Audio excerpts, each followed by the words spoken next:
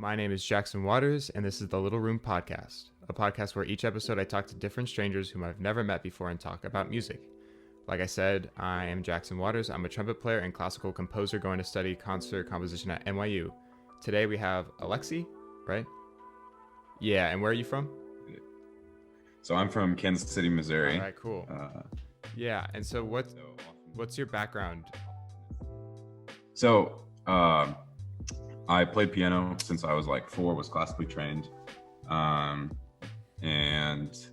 at some point I picked up guitar and basically never looked back. So at this point I play guitar and bass and starting to pick up drums a little bit. Oh, nice. Just for compositional purposes, basically. But mostly a metal guitarist, obviously with a lot of classical influence. And my mom is really big into classical music, and the community that we're a part of here in Kansas City is pretty centered around classical music as well. So definitely a lot of classical influence, but at this point, mostly a metal player. In terms of listening to music, it's kind of all over. Yeah. So I listen to obviously a lot of metal, but at the same time, the developmental stage of my music listening, of what I personally listen to, was almost entirely hip hop. Okay. And especially older West Coast hip hop was kind of the fundamental building blocks for my musical understanding. Oh, okay. Even though nice.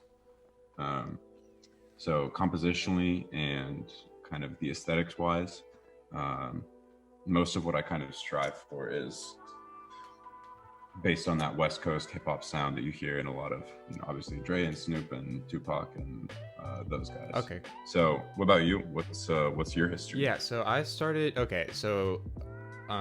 maybe when I was like 4, I started on the piano and I had a teacher, but that teacher moved away.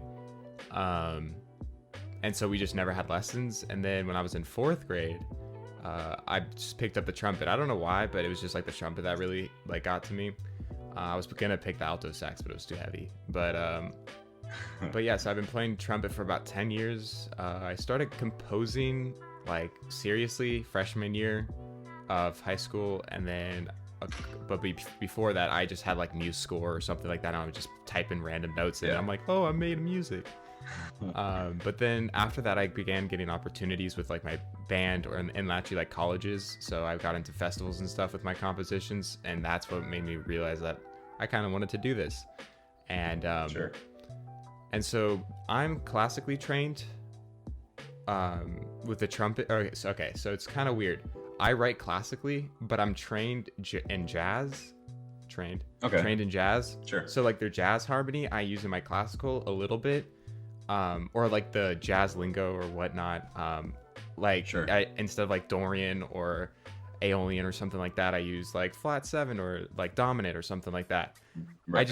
It's like the same, but I just consider it in a different way. But like I play trumpet mainly classically, but I've been in jazz bands and stuff like that, but my compositions have been classical. I've been starting to do a little bit more film composing, but and like a little bit of producing, but mainly classical. So what kind of got you into like thrash metal, you said? Yeah, so thrash at this point is definitely the biggest influence, and for me, and definitely what I write most of the time. I would say it falls under the thrash category. So obviously everyone's heard Metallica, like it's a no-brainer. Everyone's heard the Black Album. So even if you don't really dive into thrash, people have a basic understanding of kind of the sound. And so obviously I was a little drawn in by that. And then at some point when I picked up guitar, it was like, well, okay, I need to find something that I actually like to play. Yeah. Because for a while I was just kind of like, playing Led Zeppelin stuff and kind of this pretty basic stuff you learn when you pick up guitar. And then at some point I kind of dove straight into the first Metallica album, Film All. And was like, damn, this is really good. Like this is what I need to hear right now. This is like the right thing for me right now. And so I really kind of took it all in and was like, damn, I need more of this. So I listened to Ride the Lightning, and I had the exact same feeling there. And I listened to Master of Puppets and had the same feeling there. And at this point, I'm kind of onto Justice, but have exploded into a lot more of this kind of thrash scene. And so what kind of really drew me into it was, obviously there's this super fast, like punk kind of feeling behind it, where it's like, you know, we don't give a fuck, like we're gonna like make music and it'll be the music that it is, basically. But the more developed these guys were, the older they got, you can see this kind of transformation into this like this really carefully composed, like beautiful music, instead of just being like, you know, metal. Yeah, metal. Like, just throw away thrash, basically. Like it becomes these beautiful compositions, and that was the thing that I valued about really good rap. Yeah. And so when I started to see that in metal, I was like, oh, this is something that like can actually be very beautiful and very you know, more interesting than just, you know, headbanging and playing the E string 50 times in a row. So that's what I'm like kind of used to when I hear metal, just the E string, the go go go go go go. So how do you find like the beautifulness of the compositional structure of that? So how'd you find that in pieces like that? Because I'm not used to so that. So there's a lot of research that suggests that even if you've never heard a piece of music, if you listen to it several times, you're more likely to start liking it. There's a lot of research that suggests even if it's music that you think you don't like, simply just repeating that song or that style of music several times you'll start to develop an affinity. So I think part of it was So I think part of it was that. But I think when you start kind of, especially, so for me, Metallica is kind of the number one, and then you know, Megadeth is and the best part about it is like they're all very different takes on the same kind of music. So that's the part about it that I love. But specifically finding the beauty in this seemingly kind of brutal and over the top style of music, it definitely takes time and patience in seeing, instead of just like the image that these guys put on, because obviously the image that they put on is like, it's a lot. It's these invincible, like crazy guys who are fucking just going ape shit on stuff. But it's when you start to see that these compositions mirror some of the more beautiful classical compositions that you've heard, or these evolutions and like foreshadowing in a part of a song of the next part, where like, so in one on Injustice for All, the last song, their first like really big hit, because of the MTV video, there's a very long clean section to start the song, and then the end of the song is one of their heavier kind of musical ideas that they've composed.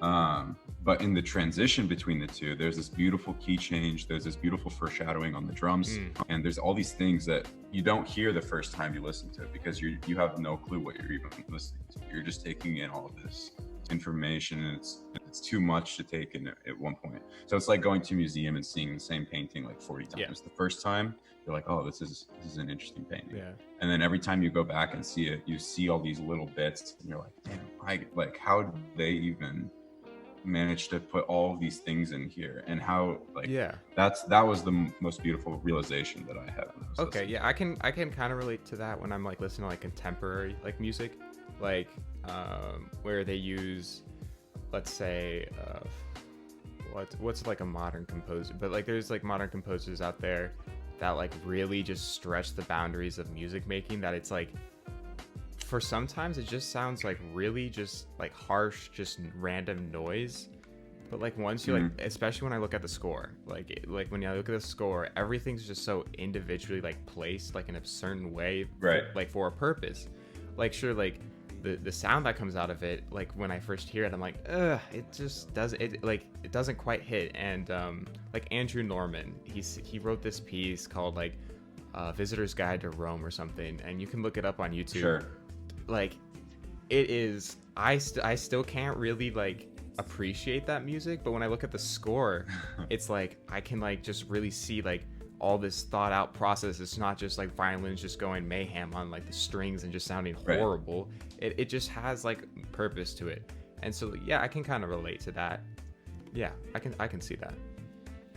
So, and there's also a specific, so there's also like a specific attitude in thrash that's like, we're just gonna mess with people, basically, where it's like, you know, especially Slayer was kind of like the particular like personification of that, because their whole look, their whole sound, their whole idea was this like we're Satanists, like we're like Antichrist, all this stuff, and they were all just like some kids who just wanted to mess around. Basically. Like obviously their music is super dark, and they covered topics that are controversial and stuff, but it's like they're actively promoting you go kill someone, whatever. It's just like they're kind of just messing around and being kids, and it's like that's especially at our age, I don't know, thrash was just kind of the perfect fit for what I was feeling and what I wanted to play. Okay, yeah.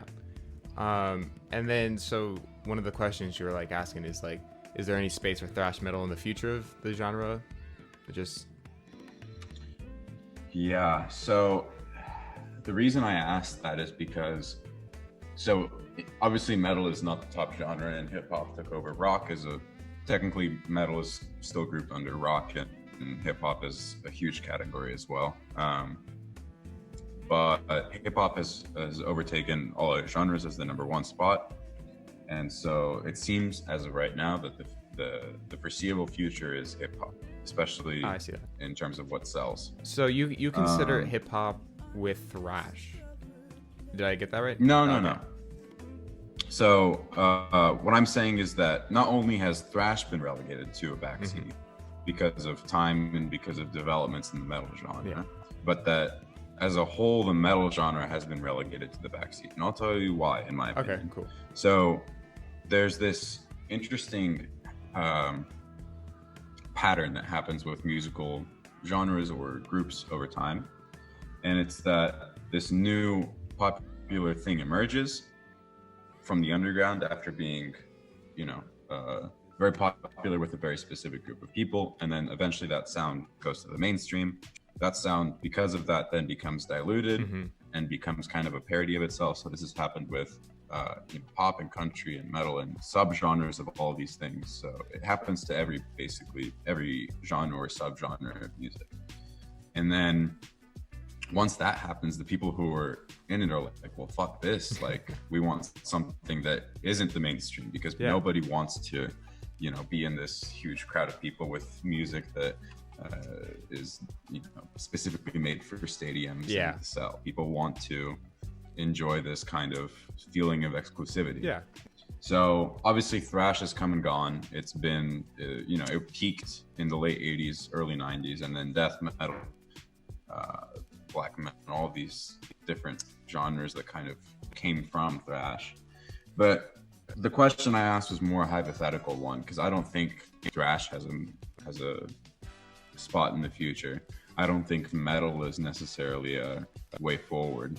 It's just people are always kind of looking for the new heavy sound, for the new for something different.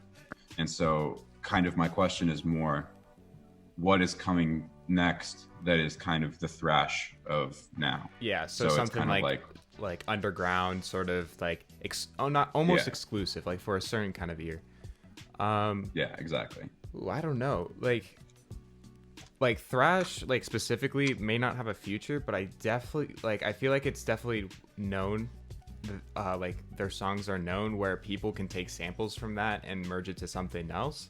So I don't know if it would be a genre that would like incorporate that same thing, but I think if thrash does not survive in a few years, I feel like there was like, it's underground, but I feel like it was so like known that like it had to like diversify into other genres. So I feel like that's what I mean. So I feel like their like use of electronics and heavy synths and just heavy guitars, I feel like that's gonna put in a transition into what pop or just any other type of genre there is, like especially like R&B or something like that. I feel like maybe thrash may not have a future, but it's still gonna like be there because it had a pretty important impact, especially for the 80s. And I feel like even though it's like, I don't know much about it, but it seems as though it's like dying off in popularity. So, but So I think that the point is, the idea behind thrash was that kids were tired of this overblown pop on the radio. Yeah. And wanted something new and heavy and fast to experience. Yeah, there's definitely going to be something like that. And thrash gave them that. And so that's what I mean. It doesn't have to be in the metal genre specifically. It doesn't have to be with guitars specifically or whatever. It's just that same ideology behind thrash, where it's like, we're tired of this overblown pop. And we still, I mean, every generation has this overblown pop that's played on the radio all the time and whatever. And people get tired of it, especially people our age. Yeah, I definitely think that there's going to be another thrash or something, because like, look, music changes, but like the human emotion doesn't really change. And like throughout those like teen years especially, and growing on, you start to like have your own like mindset and voice and just thought process. And most of like teens like rebel, and they have like those sense of like splitting apart from their parents or from their environment. So there's like, without a doubt, there's going to be another genre like that that's going to incorporate that kind of vibe, like without a doubt, because you can't really change human emotion. It's just like history repeats itself. There's going to be something like that. Exactly. And before thrash it was punk, and after thrash it was whatever. On and on. Exactly. So, yeah, I definitely, there's going to be a future like of that similar genre, because it's not as exactly about the music, it's what it incorporated. It was like the feeling. Yeah, okay. Yeah, exactly. And then another thing is trap. So what you asked is trap and pop an extension of what has been done in the past, or a mockery of it? That's so. Could you like clarify, like explain more of that? Sure. So, a couple things. So again, kind of what I talked about, where like this dilution of genres, where it gets to a point where it's basically just a super watered down basic version of what the ideology behind it is. And I think that's definitely happened with hip hop. Yeah. And not as a whole. And I don't mean the genre as a whole has devolved into that, but the people that sell records are Lil Baby and Drake particularly. And even Drake in his own career has kind of done this, where he basically took what he got popular for, which was this specific sound that he brings and these specific lyrical ideas and all this stuff. And instead of continuing to be as creative as he was when he was developing those ideas, he chose to capitalize on them. Mm-hmm. And I don't blame him. It's the music industry. Yeah. Right. But he basically decided that, okay, well, I'm clearly making a ton of money off of this specific sound, so I'm going to abuse the hell out of this specific sound and make a lot of my music sound this way. And I don't really care about, the quality necessarily. And I think that Drake is a good example, because I think he's doing what a lot of people, I know that country, I'm not a huge country fan in general, but I know a lot of people who kind of have the same complaint about country, where it's been reduced down to this super basic format, where it's the same exact format that popular hip hop is using, that normal pop music is using. And so what I mean by the original question is that format kind of a natural evolution of what has happened, or is it, a byproduct of the complete commercialization of the music industry? How do we go about fixing it? And kind of importantly, is all of this just basically a repetition of what has happened in the past? And are we feeling the same emotions that people have felt, people our age felt in the 50s or 70s or 90s or whatever else? I'm not going to answer your question with an answer, more of an explanation, because I just had another podcast like a couple hours ago, and we were talking about how like the Romantic era like indirectly started the 4-chord pop progression. And so I did like research on that, and so there's like this popular like Romantic era chord progression, and each era was the same thing but simplified into the 4 chords. And I feel like that, like, trap and pop is just not an extension but a simplified version of what has already been done. And that kind of goes like, because like now someone can make a, like I said before on like the other podcasts, is someone can make a multi-million-dollar hit with not even just like a piano keyboard, but with like a computer keyboard and an 808 beat. Yeah. So, and so like just have like maybe like 4 different tracks and like a little bit of mixing, and then he's got a #1 platinum hit. And before that, people had to put in, like, that's not everybody, but there's definitely like people who put in so much more work into like their stuff, and now it's just being died down because technology is advancing so much that things are becoming a lot more simpler. And although that's like in a way a good thing, people are taking advantage of it, and I feel like almost ruining it, because like I said before, like I saw this advertisement of Dead Mouse on like YouTube, his masterclass, and he just clicked a button, and it's an arpeggiator who already had like a main melody, and he's like, all right, I just made a hit. And I'm like, are you kidding me? That like that, right. And like I'm a classical composer, and I'm looking at a score with like 40 different instruments, like in depth, like each individual note. And I'm not saying that he shouldn't be considered a musician, more like an artist, but like, and he should be respected for what he's done. It's just that like because of technology, and because of technology, not exactly a bad thing, but people abuse it and take it as a cheat way to produce music, rather than like having like prior knowledge of what music is about and how you can incorporate acoustics and like digital stuff into your song or piece. Right. So yeah, I mean, that is a pretty good analysis of all of it. But I think there is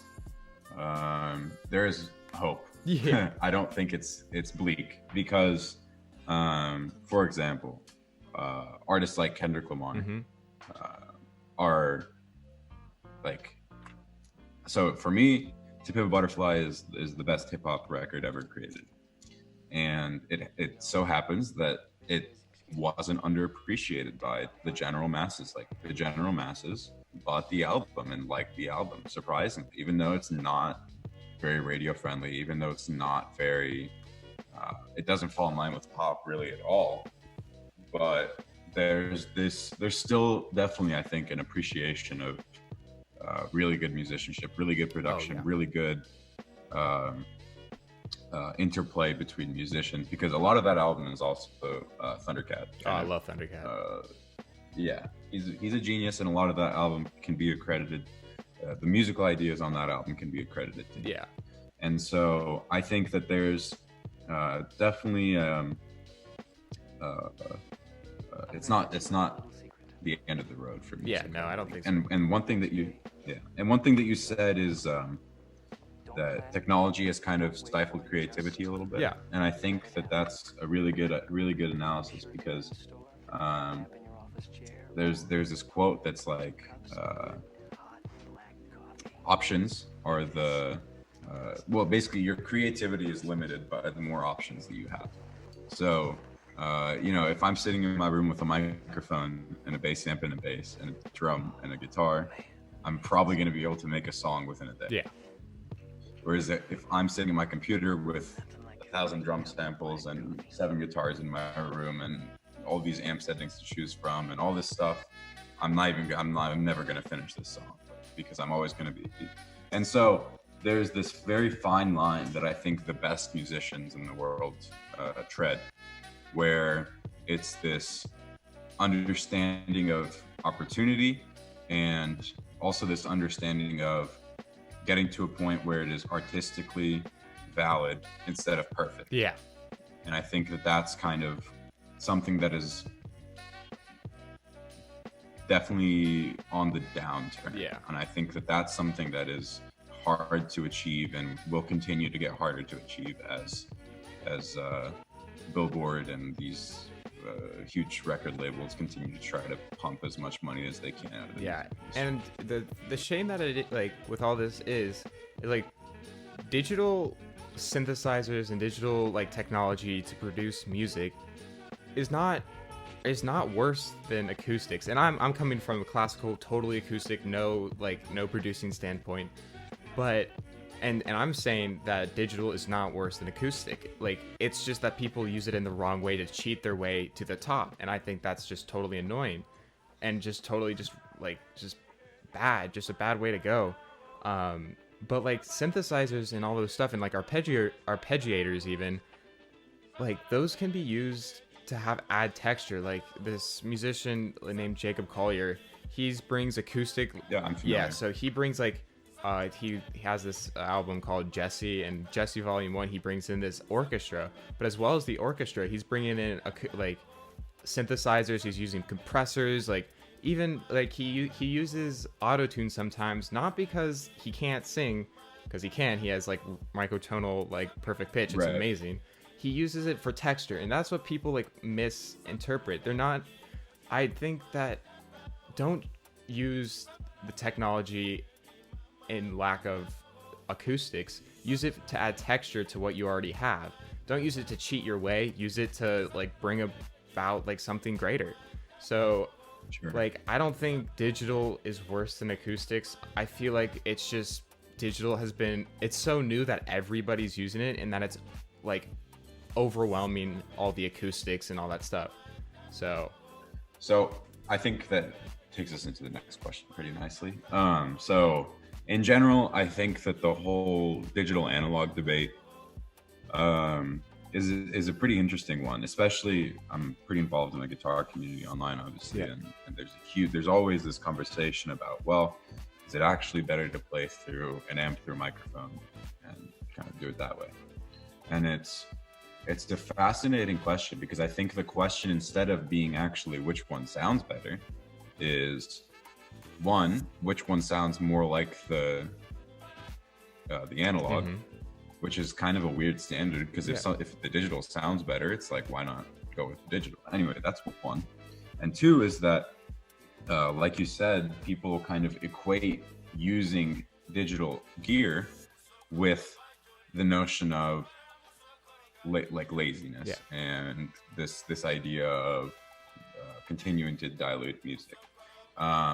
But there's also obviously really huge upsides to using digital gear, because I can't afford a Mesa and all this stuff sitting in my room. I can't afford these analog synthesizers. I can't afford all this stuff, and there's no way we can do that. So of course, digital has given the opportunity to thousands, if not millions, of people to make music in their bedroom, for people to be able to play together without having thousands of dollars worth of gear. It makes music less exclusive.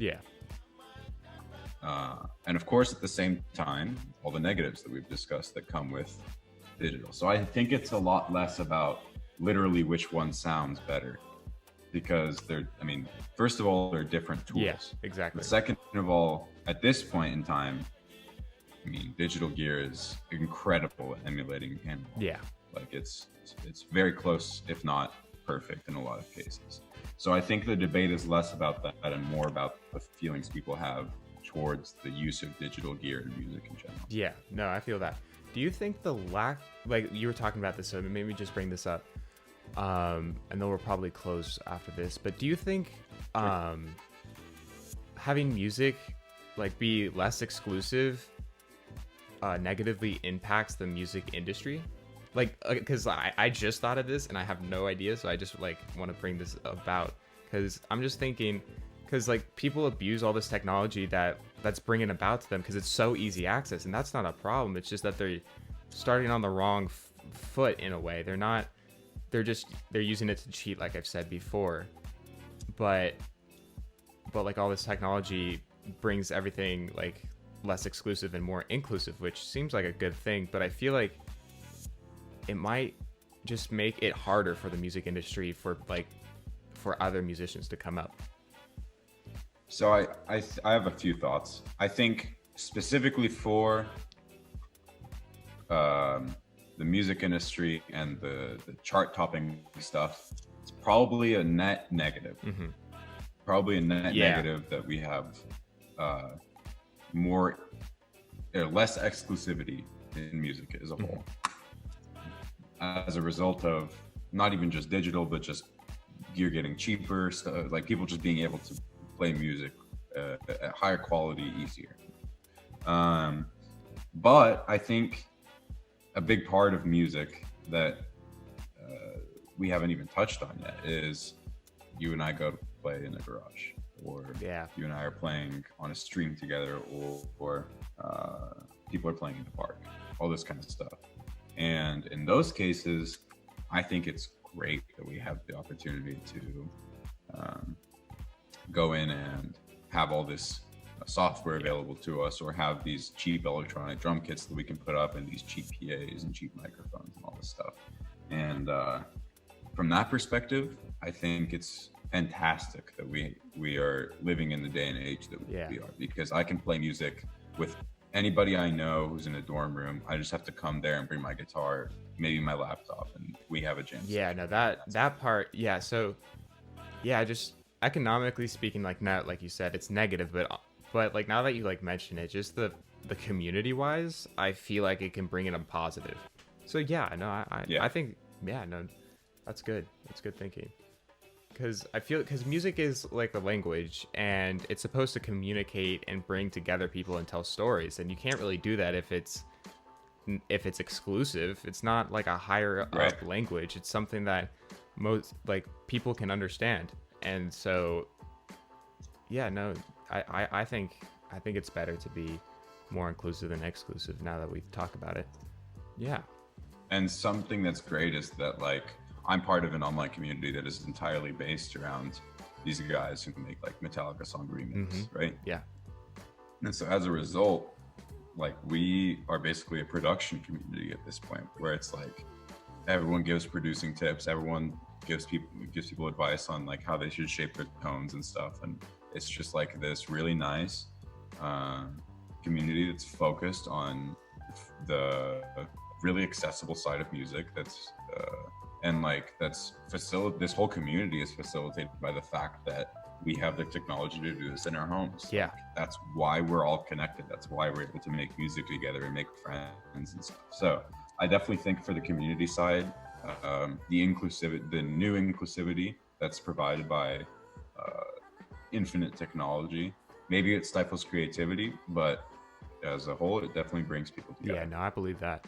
Yeah, it's just like those people who, like you said, just stifles the creativity, where it like their lack of just like passion for music in a sense like drowns out the people who are really trying to struggle and just try to bring about like their actual, like, not actual music, but like the music that they've really put forth an effort and took like years of studying and creativity and stuff. So yeah, so community wise, it's the inclusivity is really important, and it's good. Yeah. And that's all, like, yeah, that's all thanks to technology. So I know classical people, and I know even contemporary people, who just hate the thought of using like Logic or synthesizers or stuff like that, and they're like, but like the thing is that just brings everyone together in their own way. That brings like different types of genres, that brings different types of creativity. So yeah, for sure. So like, I think that it's obviously a very fine line to tread, and like I said, it's the elites of our field kind of are able to tread lightly and make it work, and kind of put everything in their places, and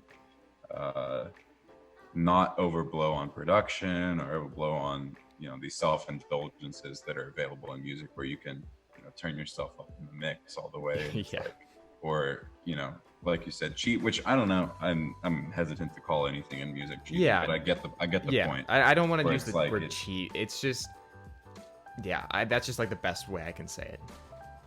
Sure. It's like, I would say it's more of, it's just less effort. Yeah.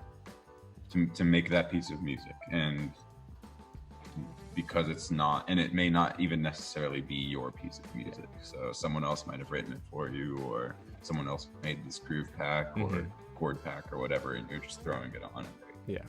So I wouldn't necessarily call it cheating, but it's definitely in some cases questionable, but even if not, it's just kind of not very creative. Yeah, exactly. Yeah. And that's what all like music making is. It's just creativity and community. And that's honestly what it's all about. And that's why like I'm trying to bring this podcast in to like have everyone just aware of like how many communities there are and how vast like the music like genre is in itself. So yeah, thanks for coming in, man. Of course. Yeah. This is great to do this. Yeah. And remember, it's definitely very easy to get trapped in the music you listen to. Oh yeah, definitely. So like I wrote down all the composers you told me to Oh listen yeah. to, so I'm No, about to hang up and listen to I'm it. about to like rewatch this and be like, okay, what's all the thrash stuff? Yeah. So Yeah. just the biggest thing I have is just listen to everything you can. Yeah, of course. Yeah. Of course.